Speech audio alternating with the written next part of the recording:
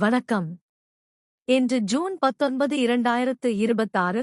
ஜவ்வாது மலைப்பகுதியில் வசிக்கும் 2500 முதியோர்களுக்கு தினமும் உணவு வழங்கும் அன்னதான சேவையை இறைவனின் அருளாலும் தங்களின் அன்பான ஆதரவாலும் தொடர்ந்து செய்து வருகிறோம்.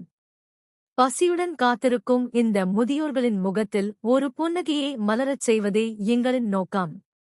நாம் வழங்கும் ஒவ்வொரு உணவும் வெறும் உணவல்ல, அது அன்பு, கருணை, மனிதநேயம் மற்றும் நம்பிக்கையின் வெளிப்பாடாகும்.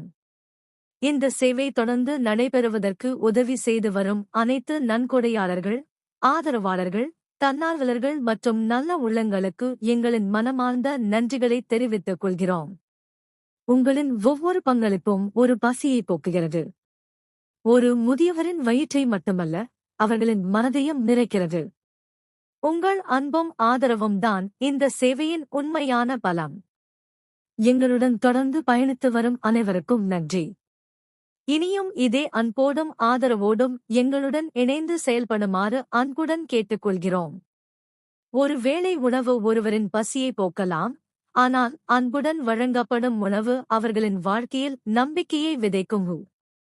வாருங்கள், கைகளை இணைப்போம், பசியை போக்குவோம், அன்பை பகிர்வோம், முதியோர்களின் வாழ்க்கையில் மகிழ்ச்சியை உருவாக்குவோம்.